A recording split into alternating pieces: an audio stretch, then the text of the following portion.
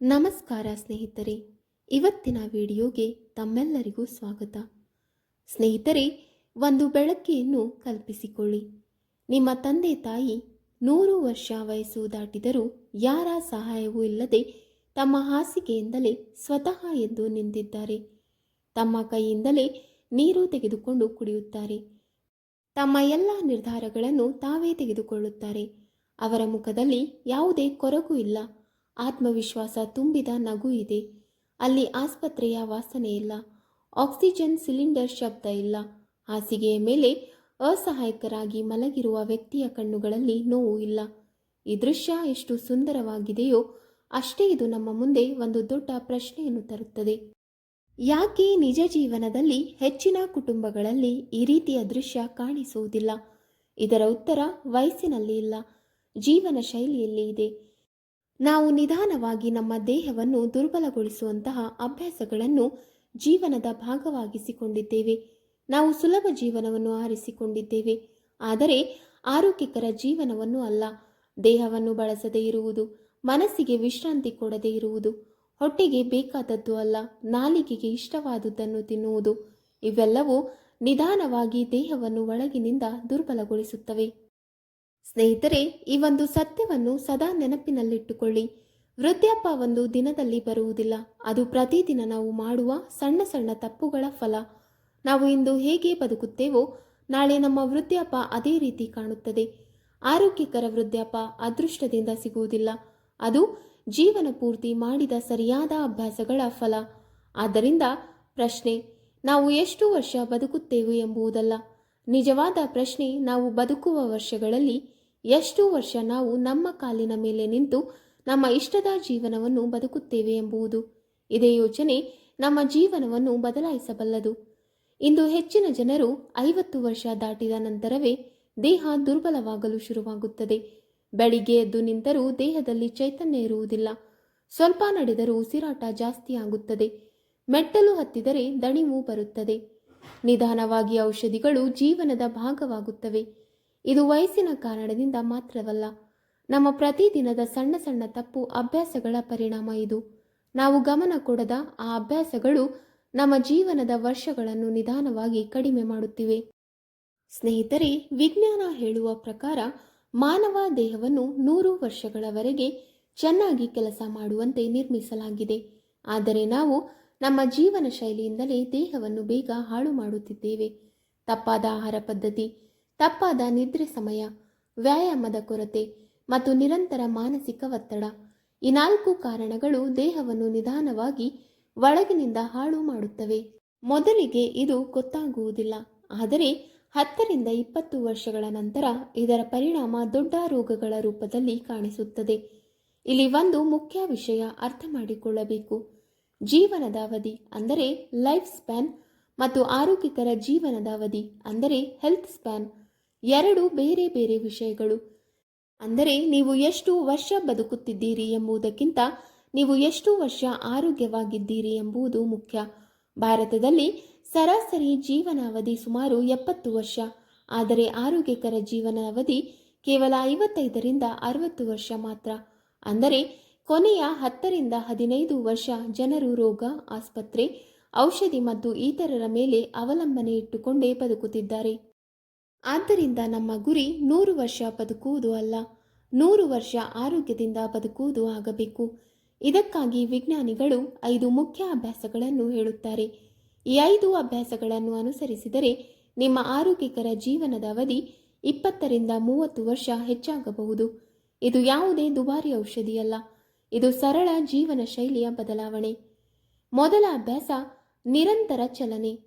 ಸ್ನೇಹಿತರೆ, ಪ್ರಪಂಚದಲ್ಲಿ 100 ವರ್ಷ ದಾಟಿದ ಜನರು ಹೆಚ್ಚು ಇರುವ ಪ್ರದೇಶಗಳಲ್ಲಿ ಜನರು ಯಾವುದೇ ಜಿಮ್ಗೆ ಹೋಗುವುದಿಲ್ಲ, ಆದರೆ ಅವರು ದಿನಪೂರ್ತಿ ಚಲಿಸುತ್ತಿರುತ್ತಾರೆ, ನಡೆದು ಹೋಗುತ್ತಾರೆ, ತೋಟದಲ್ಲಿ ಕೆಲಸ ಮಾಡುತ್ತಾರೆ, ಮನೆ ಕೆಲಸ ಮಾಡುತ್ತಾರೆ. ನಮ್ಮ ಸಮಸ್ಯೆ ಏನು ಎಂದರೆ ನಾವು ದಿನಪೂರ್ತಿ ಕುಳಿತುಕೊಂಡೇ ಇರುತ್ತೇವೆ. ಆಫೀಸ್ನಲ್ಲಿ ಕುರ್ಚಿ, ವಾಹನದಲ್ಲಿ ಕುಳಿತು ಮನೆಗೆ ಬಂದು ಮೊಬೈಲ್ ನೋಡುವುದು. ಇದು ದೇಹವನ್ನು ಒಳಗಿನಿಂದ ದುರ್ಬಲ ಮಾಡುತ್ತದೆ. ಇದರಿಂದ ನಮ್ಮ ರಕ್ತ ಸಂಚಾರ ನಿಧಾನವಾಗುತ್ತದೆ, ಸ್ನಾಯುಗಳು ಶಕ್ತಿಯನ್ನು ಕಳೆದುಕೊಳ್ಳುತ್ತವೆ ಮತ್ತು ಸಂಧಿಗಳು ಗಟ್ಟಿಯಾಗಲು ಆರಂಭಿಸುತ್ತವೆ. ದೇಹಕ್ಕೆ ಚಲನೆ ಇಲ್ಲದಿದ್ದರೆ ಅದು ನಿಧಾನವಾಗಿ ನಿಷ್ಕ್ರಿಯ ಸ್ಥಿತಿಗೆ ಹೋಗುತ್ತದೆ. ಅದೇ ಕಾರಣಕ್ಕೆ ಚಿಕ್ಕ ಕೆಲಸಕ್ಕೂ ದಣಿವು ಬರುತ್ತದೆ, ದೇಹ ಭಾರವಾಗಿರುವಂತೆ ಅನಿಸುತ್ತದೆ. ಆದರೆ ಸ್ನೇಹಿತರೆ, ಇಲ್ಲಿ ಒಂದು ಒಳ್ಳೆಯ ಸುದ್ದಿ ಏನೆಂದರೆ ಇದನ್ನು ಸರಿಪಡಿಸಲು ತುಂಬ ಕಷ್ಟಪಡುವ ಅಗತ್ಯವಿಲ್ಲ. ದಿನದಲ್ಲಿ ಸಣ್ಣ ಸಣ್ಣ ಚಲನೆಗಳನ್ನು ಸೇರಿಸಿಕೊಳ್ಳಿ. ಲಿಫ್ಟ್ ಬದಲು ಮೆಟ್ಟಿಲು ಬಳಸುವುದು, ಸ್ವಲ್ಪ ದೂರಕ್ಕೆ ನಡೆದು ಹೋಗುವುದು, ಮನೆ ಕೆಲಸಗಳಲ್ಲಿ ಪಾಲ್ಗೊಳ್ಳುವುದು. ಇವು ಸಣ್ಣ ವಿಷಯಗಳಂತೆ ಕಾಣಬಹುದು, ಆದರೆ ದೊಡ್ಡ ಬದಲಾವಣೆ ತರುತ್ತವೆ. ನೆನಪಿಟ್ಟುಕೊಳ್ಳಿ, ದೇಹ ಚಲಿಸಿದಷ್ಟು ಅದು ಜೀವಂತವಾಗಿರುತ್ತದೆ. ನಿಂತ ನೀರು ಕೆಟ್ಟಂತೆ ನಿಂತ ದೇಹವು ದುರ್ಬಲವಾಗುತ್ತದೆ. ಆದ್ದರಿಂದ ಪ್ರತಿದಿನ ಸ್ವಲ್ಪ ಸಮಯವಾದರೂ ನಿಮ್ಮ ದೇಹವನ್ನು ಚಲಿಸುವಂತೆ ಮಾಡುವುದು ದೀರ್ಘ ಮತ್ತು ಆರೋಗ್ಯಕರ ಜೀವನದ ಮೊದಲ ಹೆಜ್ಜೆ. ನೀವು ಪ್ರತಿದಿನ ಕನಿಷ್ಠ 7,000 ಹೆಜ್ಜೆ ನಡೆದರೆ ದೇಹದಲ್ಲಿ ರಕ್ತ ಸಂಚಾರ ಸರಿಯಾಗಿರುತ್ತದೆ, ಮೆದುಳಿಗೆ ಆಮ್ಲಜನಕ ಸರಿಯಾಗಿ ಹೋಗುತ್ತದೆ, ಸಂಧಿಗಳು ಗಟ್ಟಿಯಾಗುವುದಿಲ್ಲ, ಸ್ನಾಯುಗಳು ದುರ್ಬಲವಾಗುವುದಿಲ್ಲ. ಸರಳವಾಗಿ ಹೇಳುವುದಾದರೆ ನಡೆತವೇ ಅತ್ಯುತ್ತಮ ಔಷಧಿ. ಸ್ನೇಹಿತರೆ, ಎರಡನೆಯ ಅಭ್ಯಾಸ ಬಂದು ಬೇಳೆ ಮತ್ತು ಕಾಳುಗಳ ಸೇವನೆ. ಪ್ರತಿದಿನ ಒಂದು ಬಟ್ಟಲು ಹೆಸರುಬೇಳೆ, ಕಡಲೆ, ಅವರೆಕಾಳು, ರಾಜ್ಮಾ, ಹುರುಳಿ ಇತ್ಯಾದಿ ತಿನ್ನುವವರು ಹೆಚ್ಚು ವರ್ಷ ಆರೋಗ್ಯವಾಗಿರುತ್ತಾರೆ. ಇದರಲ್ಲಿ ಪ್ರೋಟೀನ್ ಮತ್ತು ಫೈಬರ್ ತುಂಬ ಇರುತ್ತದೆ. ಇದು ಸ್ನಾಯುಗಳನ್ನು ಬಲಪಡಿಸುತ್ತದೆ, ಶುಗರ್ ನಿಯಂತ್ರಣದಲ್ಲಿರುತ್ತದೆ, ಪಾಚನ ಕ್ರಿಯೆ ಸರಿಯಾಗಿರುತ್ತದೆ. ವಯಸ್ಸು ಹೆಚ್ಚಾದಂತೆ ನಮ್ಮ ದೇಹದ ಸ್ನಾಯುಗಳು ನಿಧಾನವಾಗಿ ದುರ್ಬಲವಾಗುತ್ತವೆ. ಆದರೆ ಬೇಳೆ ಮತ್ತು ಕಾಳುಗಳಲ್ಲಿ ಇರುವ ಪ್ರೋಟೀನ್ ಸ್ನಾಯುಗಳನ್ನು ಕುಗ್ಗದಂತೆ ಕಾಪಾಡುತ್ತದೆ. ಫೈಬರ್ ಇರುವುದರಿಂದ ಹೊಟ್ಟೆ ತುಂಬಿದ ಭಾವನೆ ಬರುತ್ತದೆ. ಅತಿಯಾಗಿ ತಿನ್ನುವ ಅಭ್ಯಾಸ ಕಡಿಮೆ ಆಗುತ್ತದೆ ಮತ್ತು ಶುಗರ್ ಏರಿಳಿತವು ಕಡಿಮೆ ಆಗುತ್ತದೆ. ಇದರ ಪರಿಣಾಮವಾಗಿ ಡಯಾಬಿಟಿಸ್, ಕೊಲೆಸ್ಟ್ರಾಲ್ ಮತ್ತು ಹೃದಯದ ಸಮಸ್ಯೆಗಳು ದೂರವಾಗುತ್ತವೆ. ಸ್ನೇಹಿತರೆ, ನಮ್ಮ ಹಿರಿಯರು ಹಳೆಯ ಕಾಲದಲ್ಲಿ ಪ್ರತಿದಿನ ಕಾಳು, ಬೇಳೆಗಳು, ಉಸಳಿ ತಿನ್ನುತ್ತಿದ್ದರು. ಆದ್ದರಿಂದ ಅವರು ಹೆಚ್ಚು ವರ್ಷ ಬಲವಾಗಿ ಕೆಲಸ ಮಾಡುತ್ತಿದ್ದರು. ಇಂದಿನ ಜನರು ಫಾಸ್ಟ್ ಫುಡ್ ಹೆಚ್ಚು ತಿನ್ನುತ್ತಾರೆ. ಆದರೆ ದೇಹಕ್ಕೆ ಬೇಕಾದ ನಿಜವಾದ ಶಕ್ತಿಯ ಬೇಳೆ ಮತ್ತು ಕಾಳುಗಳಿಂದಲೇ ಬರುತ್ತದೆ. ಆದ್ದರಿಂದ ಪ್ರತಿದಿನ ನಿಮ್ಮ ಊಟದಲ್ಲಿ ಕನಿಷ್ಠ ಒಂದು ವಿಧದ ಬೇಳೆ ಅಥವಾ ಕಾಳು ಇರಲೇಬೇಕು. ಇದು ದೀರ್ಘಕಾಲ ಆರೋಗ್ಯವಾಗಿರಲು ಅತ್ಯಂತ ಸರಳ ಆದರೆ ಶಕ್ತಿಯುತ ಅಭ್ಯಾಸ. ಮೂರನೆಯ ಅಭ್ಯಾಸ ಬಂದು ಒಳ್ಳೆಯ ಕೊಬ್ಬು ಅಂದರೆ ಹೆಲ್ದಿ ಫ್ಯಾಟ್ಸ್. ಎಲ್ಲ ಕೊಬ್ಬು ಕೆಟ್ಟದ್ದು ಅಲ್ಲ. ಜಂಕ್ ಫುಡ್, ಮತ್ತೆ ಮತ್ತೆ ಬಿಸಿ ಮಾಡಿದ ಎಣ್ಣೆ ಇವು ಕೆಟ್ಟ ಕೊಬ್ಬು. ಆದರೆ ಬಾದಾಮಿ, ಅಕ್ರೋಟ್, ಅಗಸೆ ಬೀಜ, ಕುಂಬಳಕಾಯಿ ಬೀಜ ಇವು ಒಳ್ಳೆಯ ಕೊಬ್ಬು. ಇದರಲ್ಲಿ ಇರುವ ಒಮೆಗಾ 3 ಹೃದಯವನ್ನು ರಕ್ಷಿಸುತ್ತದೆ, ಮೆದುಳನ್ನು ಚುರುಕು ಮಾಡುತ್ತದೆ ಮತ್ತು ದೇಹದ ಉರಿಯೂತವನ್ನು ಕಡಿಮೆ ಮಾಡುತ್ತದೆ. ನಮ್ಮ ದೇಹಕ್ಕೆ ಕೊಬ್ಬು ಅಗತ್ಯವಿದೆ, ಆದರೆ ಯಾವ ಕೊಬ್ಬು ತೆಗೆದುಕೊಳ್ಳುತ್ತೇವೆ ಎಂಬುದು ಬಹಳ ಮುಖ್ಯ. ಒಳ್ಳೆಯ ಕೊಬ್ಬುಗಳು ನಮ್ಮ ರಕ್ತನಾಳಗಳನ್ನು ಸ್ವಚ್ಛವಾಗಿಡುತ್ತವೆ, ಹೃದಯದ ಒತ್ತಡವನ್ನು ಕಡಿಮೆ ಮಾಡುತ್ತವೆ ಮತ್ತು ಮೆದುಳಿನ ಕಾರ್ಯಕ್ಷಮತೆಯನ್ನು ಹೆಚ್ಚಿಸುತ್ತವೆ. ವಿಶೇಷವಾಗಿ ವಯಸ್ಸು ಹೆಚ್ಚಾದಂತೆ ಮೆದುಳಿನ ಆರೋಗ್ಯ ಕಾಪಾಡಲು ಇವು ಬಹಳ ಸಹಾಯಕ. ಪ್ರತಿದಿನ 3 ರಿಂದ 4 ಬಾದಾಮಿ ಅಥವಾ ಮಿಶ್ರ ಬೀಜಗಳನ್ನು ತಿನ್ನುವ ಅಭ್ಯಾಸ ಮಾಡಿಕೊಳ್ಳಿ. ಇದು ದೇಹಕ್ಕೆ ನಿಧಾನವಾಗಿ ಶಕ್ತಿ ನೀಡುತ್ತದೆ ಮತ್ತು ದೀರ್ಘಕಾಲ ಆರೋಗ್ಯವನ್ನು ಕಾಪಾಡುತ್ತದೆ. ನೆನಪಿಡಿ, ಸರಿಯಾದ ಪ್ರಮಾಣದಲ್ಲಿ ತೆಗೆದುಕೊಂಡ ಒಳ್ಳೆಯ ಕೊಬ್ಬು ಔಷಧಿಯಂತೆ ಕೆಲಸ ಮಾಡುತ್ತದೆ, ಆದರೆ ತಪ್ಪಾದ ಕೊಬ್ಬು ರೋಗಗಳಿಗೆ ಕಾರಣವಾಗುತ್ತದೆ. ನಾಲ್ಕನೆಯ ಅಭ್ಯಾಸ ಬಂದು ಮಾನಸಿಕ ಶಾಂತಿ. ಮಾನಸಿಕ ಒತ್ತಡವೇ ಬೇಗ ವೃದ್ಧಾಪ್ಯಕ್ಕೆ ಕಾರಣ. ಪ್ರತಿದಿನ 10 ರಿಂದ 15 ನಿಮಿಷ ಧ್ಯಾನ, ಪ್ರಾರ್ಥನೆ ಅಥವಾ ಉಸಿರಾಟದ ವ್ಯಾಯಾಮ ಮಾಡಿದರೆ ಮನಸ್ಸು ಶಾಂತವಾಗುತ್ತದೆ. ಮನಸ್ಸು ಶಾಂತವಾದರೆ ದೇಹವು ಆರೋಗ್ಯವಾಗಿರುತ್ತದೆ, ಏಕೆಂದರೆ ಮನಸ್ಸು ಮತ್ತು ದೇಹ ಒಂದಕ್ಕೊಂದು ಗಟ್ಟಿಯಾಗಿ ಸಂಬಂಧ ಹೊಂದಿವೆ.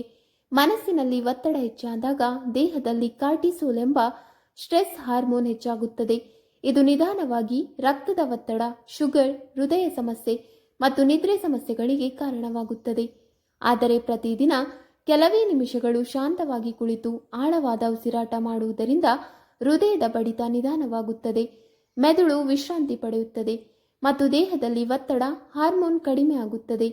ಇದರಿಂದ ಮನಸ್ಸು ಹಗುರವಾಗುತ್ತದೆ, ಕೋಪ ಕಡಿಮೆ ಆಗುತ್ತದೆ, ನಿದ್ರೆ ಕೂಡ ಚೆನ್ನಾಗಿ ಬರುತ್ತದೆ. ಮಾನಸಿಕ ಶಾಂತಿ ಇರುವವರು ಹೆಚ್ಚು ವರ್ಷ ಆರೋಗ್ಯದಿಂದ ಬದುಕುತ್ತಾರೆ. ಆದ್ದರಿಂದ ದಿನದಲ್ಲಿ ಕನಿಷ್ಠ 10 ನಿಮಿಷವಾದರೂ ನಿಮ್ಮ ಮನಸ್ಸಿಗೆ ವಿಶ್ರಾಂತಿ ಕೊಡಿ. ಇದು ದೀರ್ಘಕಾಲ ಆರೋಗ್ಯ ಮತ್ತು ಸಂತೋಷದ ಜೀವನಕ್ಕೆ ಅತ್ಯಂತ ಮುಖ್ಯವಾದ ಅಭ್ಯಾಸ. ಐದನೇ ಮತ್ತು ಕೊನೆಯ ಅಭ್ಯಾಸ ಬಂದು ಉಪವಾಸ ಅಂದರೆ ಫಾಸ್ಟಿಂಗ್. ನಾವು ದಿನಪೂರ್ತಿ ತಿನ್ನುತ್ತಿರುತ್ತೇವೆ, ದೇಹಕ್ಕೆ ವಿಶ್ರಾಂತಿ ಸಿಗುವುದಿಲ್ಲ. ಆದರೆ ಉಪವಾಸ ಮಾಡಿದಾಗ ದೇಹ ಆಟೋ ರಿಪೇರ್ ಮೋಡ್ಗೆ ಹೋಗುತ್ತದೆ. ವಿಜ್ಞಾನದಲ್ಲಿ ಇದನ್ನು ಆಟೋಫೇಜಿ ಎಂದು ಕರೆಯುತ್ತಾರೆ. ಈ ಸಮಯದಲ್ಲಿ ದೇಹದ ಹಾಳಾದ ಕೋಶಗಳನ್ನು ದೇಹವೇ ಸ್ವಚ್ಛಗೊಳಿಸುತ್ತದೆ. ದೇಹದೊಳಗೆ ಜಮಾಯಿಸಿರುವ ಕಸದಂತಹ ಹಾನಿಕಾರಕ ಅಂಶಗಳನ್ನು ಹೊರಹಾಕುತ್ತದೆ ಮತ್ತು ಹೊಸ ಕೋಶಗಳ ನಿರ್ಮಾಣಕ್ಕೆ ಸಹಾಯ ಮಾಡುತ್ತದೆ. ಉಪವಾಸ ಎಂದರೆ ಸಂಪೂರ್ಣವಾಗಿ ಹಸಿವಿನಿಂದ ಕಷ್ಟಪಡುವುದು ಅಲ್ಲ. ಸರಿಯಾದ ರೀತಿಯಲ್ಲಿ ಮಾಡಿದ ಉಪವಾಸ ದೇಹಕ್ಕೆ ವಿಶ್ರಾಂತಿ ಕೊಡುವಂಥದ್ದು. ಉದಾಹರಣೆಗೆ, ರಾತ್ರಿ ಊಟ ಮಾಡಿದ ನಂತರ 12ರಿಂದ 14 ಗಂಟೆಗಳವರೆಗೆ ಏನು ತಿನ್ನದೇ ಇದ್ದರೆ ಅದು ಸಹ ಒಂದು ರೀತಿಯ ಉಪವಾಸವೇ ಆಗುತ್ತದೆ. ಈ ಸಮಯದಲ್ಲಿ ದೇಹ ಜೀರ್ಣಕ್ರಿಯೆಯಲ್ಲಿ ಕೆಲಸ ಮಾಡುವುದಕ್ಕಿಂತ ದೇಹದ ಒಳಗಿನ ದುರಸ್ತಿ ಕೆಲಸವನ್ನು ಮಾಡುತ್ತದೆ. ನಿಯಮಿತವಾಗಿ ವಾರದಲ್ಲಿ 1 ಬಾರಿ ಅಥವಾ ದಿನದಲ್ಲಿ ಕೆಲವು ಗಂಟೆಗಳ ಉಪವಾಸ ಮಾಡುವ ಅಭ್ಯಾಸ ಮಾಡಿದರೆ ಶುಗರ್ ನಿಯಂತ್ರಣದಲ್ಲಿರುತ್ತದೆ, ತೂಕ ಕಡಿಮೆ ಆಗುತ್ತದೆ, ದೇಹ ಕೂಡ ಹಗುರವಾಗುತ್ತದೆ ಮತ್ತು ದೀರ್ಘಕಾಲ ಆರೋಗ್ಯ ಕಾಪಾಡಿಕೊಳ್ಳಬಹುದು. ಸರಿಯಾಗಿ ಮಾಡಿದ ಉಪವಾಸ ದೇಹಕ್ಕೆ ಶಿಕ್ಷೆ ಅಲ್ಲ, ಅದು ದೇಹಕ್ಕೆ ಕೊಡುವ ವಿಶ್ರಾಂತಿ. ಇದು ದೀರ್ಘ ಮತ್ತು ಆರೋಗ್ಯಕರ ಜೀವನಕ್ಕೆ ಬಹಳ ಮಹತ್ವದ ಅಭ್ಯಾಸ. ವೀಕ್ಷಕರೇ, ನಿಮಗೆ ಈ ಮಾಹಿತಿ ಇಷ್ಟವಾದಲ್ಲಿ ವಿಡಿಯೋಗೆ ಲೈಕ್ ಮಾಡಿ, ಶೇರ್ ಮಾಡಿ ಹಾಗೂ ಕಮೆಂಟ್ ಮಾಡಿ. ಇಂತಹ ಮುಂದಿನ ವಿಡಿಯೋಸ್ಗಳಿಗಾಗಿ ನಮ್ಮ ಚಾನಲನ್ನು ಸಬ್ಸ್ಕ್ರೈಬ್ ಮಾಡಿಕೊಳ್ಳಿ. ಧನ್ಯವಾದಗಳು.